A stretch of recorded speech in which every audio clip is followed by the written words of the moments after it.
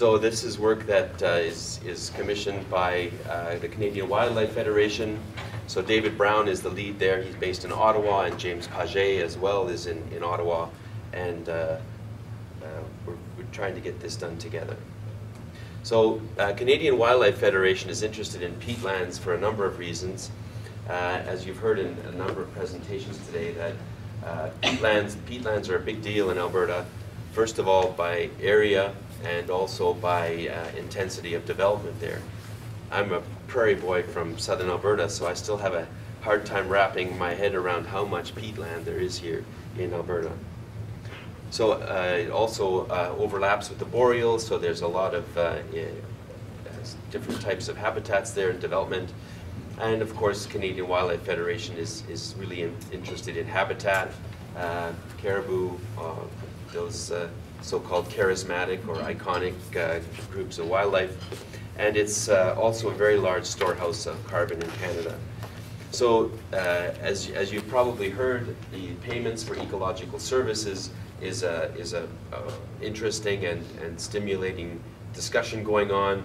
Wildlife groups, conservation groups, business groups, all wondering about how this can work. And so the carbon and carbon offsets are a target for thinking. So the Canadian Wildlife Federation is trying to find ways to bring peatlands and these habitats more actively into conservation and land use planning. And as we've heard, there's a number of ways that's already happening. So hopefully what we're doing here will resonate with what's going on and hopefully either be amplified by or help amplify other activity.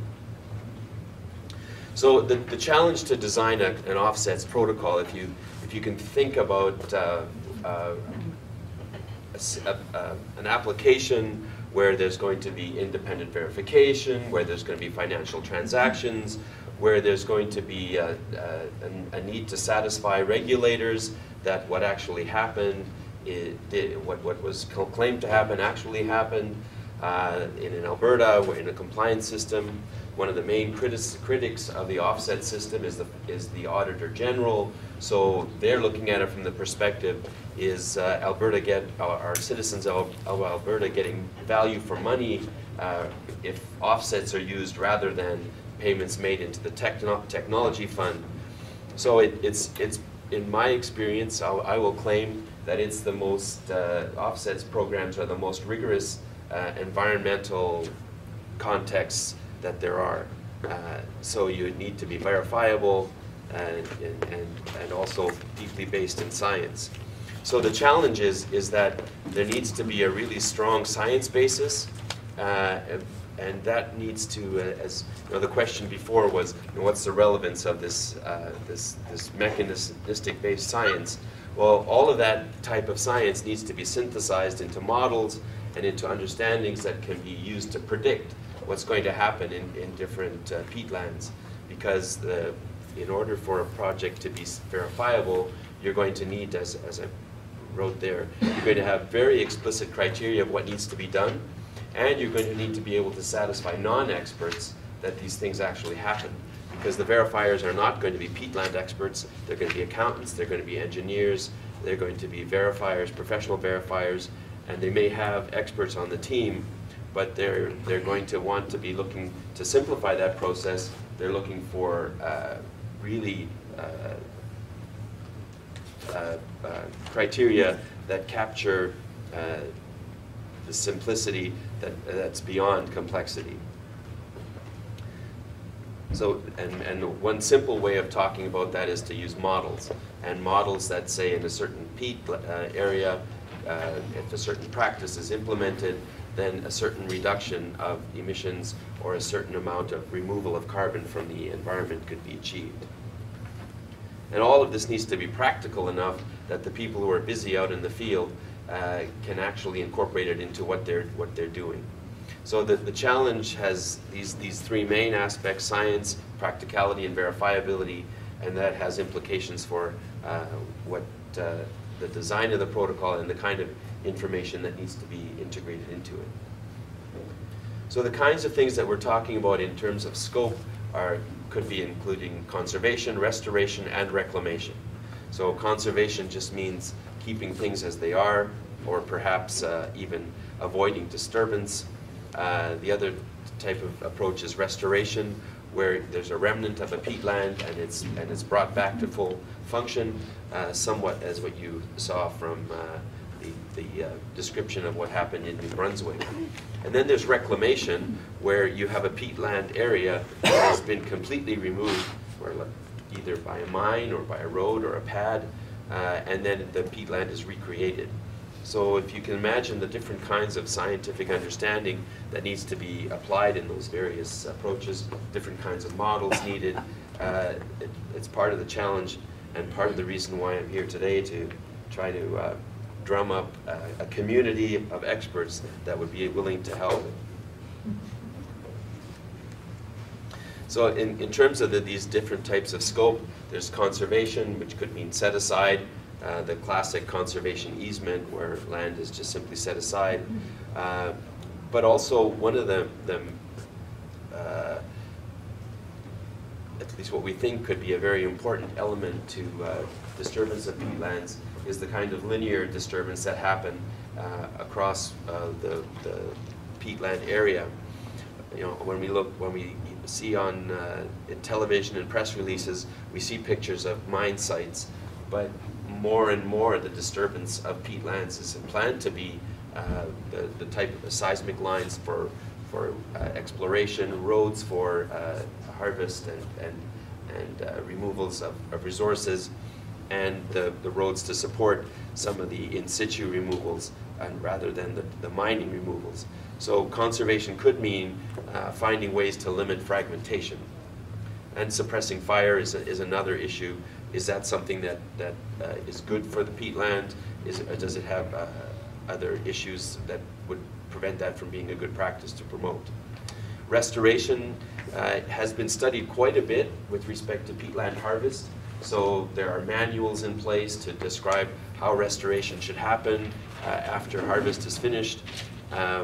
Reestablishing vegetation. You know, there's 5 or 6 steps that can be followed to achieve a restoration of a horticultural peat harvest situation. Reclamation is just beginning now with respect to research.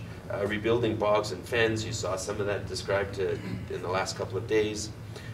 Removing linear disturbances, less discussion about that in the last couple of days, and I'm not sure if that reflects there's less work or if there's just less authors at the workshop. So just a little bit of history, a little bit of background with respect to offsets. The idea is always to compare what was the case, or what might have happened without the application of or implementation of the protocol practices. So there's a baseline of sort of what would happen if nothing was done to interfere, and then the project represents the practices that are implemented to make money from offsets. And so what we're trying to, the challenge is, you know, how do we describe the baseline in peatlands? What does that mean? You know, what would happen if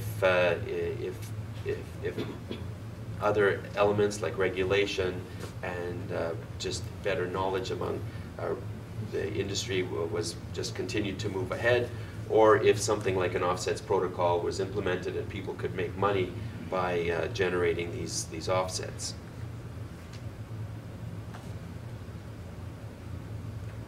So the goals of the protocol project was to make some conservation gains, so to find ways to encourage people to see the value of peatland ecosystems, to raise public awareness of that. That's happening in a number of ways. So again, the idea was to amplify that and resonate with what's going on.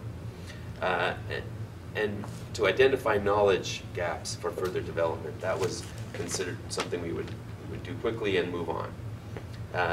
And then potentially establish a program for peatland conservation, and then use that protocol to promote and standardize best practices, and then hopefully even eventually have the work that we're doing here contribute to other things that are going on in systems like IPCC or in the Canada's National Inventory Report, where we could contribute to more fulsome accounting. So IPCC, the International Panel for Climate Change, goes through cycles of work. Every 4 or 5 years, they reevaluate what information is available with respect to practices, mitigation strategies for greenhouse gas mitigation, adaptive strategies. So I think Maria and others are just involved in that, in the latest iteration of that now. So we're trying to connect to that as much as possible. But one of the starting goals for an offset protocol always is that maybe there'll be offsets, but the primary advantage and the reason why I'm interested in this is that protocols are, because the requirements of the offset system and the programs are so rigorous, that if you meet those requirements, you have a really strong foundation, rigorous science-based, document, proof-based foundation for all sorts of other practices and claims. So if you follow that, you now have a documentation that you can use for cost-benefit analysis. You can use to inform regulation and to provide regulators with information that they didn't have before. You can use it to provide claims of sustainability. So many sustainability claims are we're green or we're blue, whatever the approach is, and we just are. We're going to insist, and because we're a recognized environmental group, we must be right. So the protocols, offsets, in many of our work and many of our clients are using the offset protocols partly for offsets, but the co-benefits that come with it usually are more valuable than the offsets themselves. So in this case, we're sort of stalled at the gaps of further development. So that brings us to a place that's really interesting, because we can see that there's a lot of science going on, a lot of social policy going on, but for the purpose of developing a protocol, there's still large gaps because the synthesis hasn't happened yet. So what are some of these gaps? Just wanted to spend a bit of time on that. And again, my goal and my motivation is primarily to start to help develop a community of experts to address some of these issues. And what I describe by an expert means that doesn't mean that you live far away and you're willing to come here. What an expert is someone who has the credentials to provide evidence or to interpret evidence and then to make judgments based on evidence that can advance some of these knowledge gaps. So some of the knowledge gaps will require further research, and we know there's lots of research going on in Alberta particularly, but also in other parts of the country, and IPCC is connecting research all over the world. But it needs to be, that science needs to be synthesized into a place where it becomes predictive. Much science begins with sort of descriptive stages, and that doesn't, just because you know what happens in one bog or fen doesn't mean you know a lot about predicting what's going to happen in the next one. And then to be something that can be practical and verifiable, it needs to be predictive, and we need to be able to say from remote sensing or from other forms of databases that there's this certain type of peatland exists in a certain kind of place, in the place where the project is implemented, that when specific practices are implemented there, we can predict what happens to the greenhouse gas fluxes and what happens to the storage of carbon in that place. So one of the questions is, what is the baseline condition?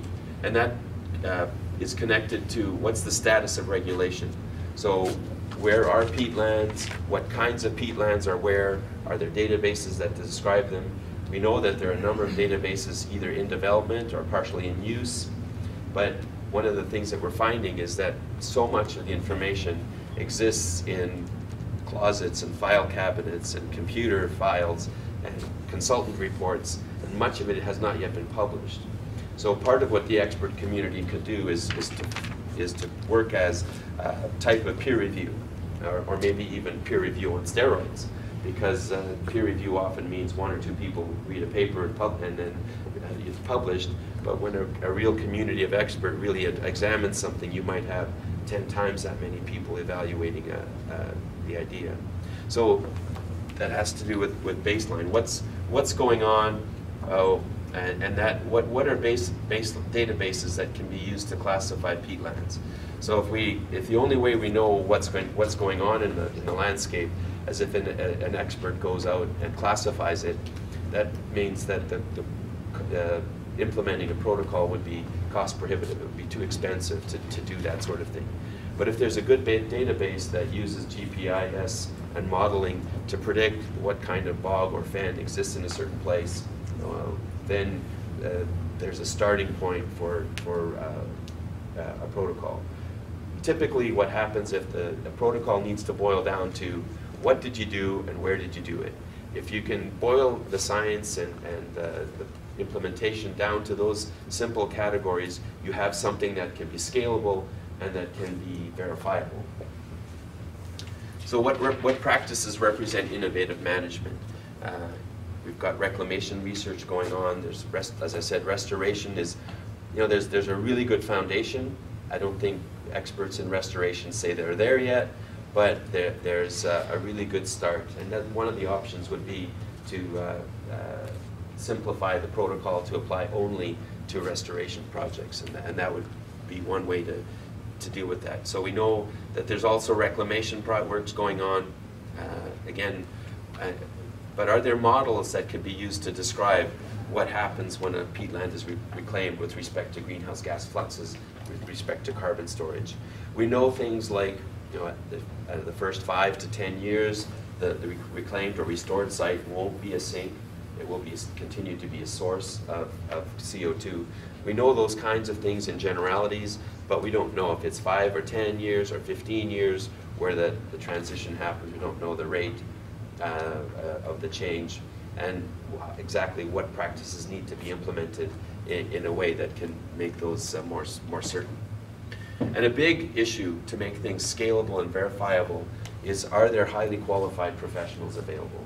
So a strategy that we use in a number of protocols, whether it's an agricultural protocol for nutrient management or for reducing emissions from dairy farms, to make it verifiable, because these systems are so complex, they're so dispersed and over either either many farms or huge areas of peatlands, then it's very powerful and important to have a professional that goes to the various sites and designs management plans and then signs off on those. So the verifier can use that sign-off and that plan as a platform for verification. The verifier doesn't have to go to every site and make sure that the plan was right. The verifier can go to the professional who has their own records, who has their own credentials, who has their own training, and then has the legislative authority to sign off on a document that the verifier can then make a sampling of those professionals and makes the verification much more simple. Do those people exist? Do those you might be those kinds of people. Are you interested in this type of thing? Is there a community of people, professionals that can help? And these are the kinds of things that we need to be addressed to address some of those gaps. So in terms of next step, we'd like to engage researchers, industry practitioners, and again, the definition, let's call it the invitation, is to people who have credentials, who have expertise, to deal with evidence and to make judgments on evidence. And a strategy that we use our software to build consensus online, so that in real time and simultaneously experts can communicate with each other, can make comments and provide upload information that they'd like to share, and that can be then built into a consensus of science that's so important to be able to get to the simplicity where we need to be. So if you're interested, that's my email address there. You can send a note. You can contact Canadian Wildlife Federation directly.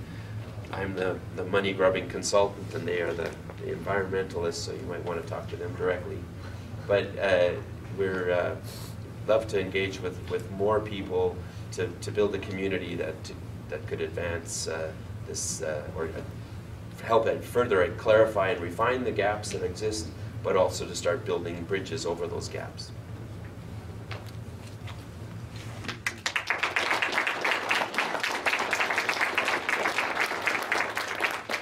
So I'm sure that the lunch is awaiting us, but we do have a minute or so if anyone has questions for Rob.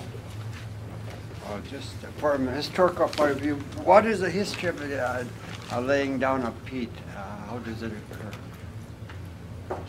Are you asking me or Rob?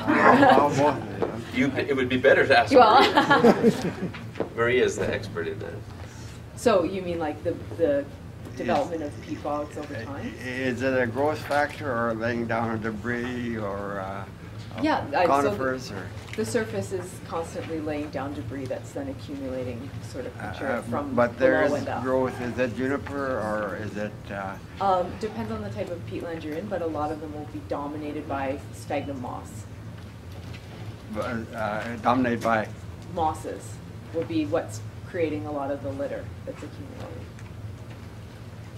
Just a simple question. Oh, good. If we look at the Athabasca oil sands area, and if you look at the original undisturbed peatland area, what percentage of that total has already been set aside for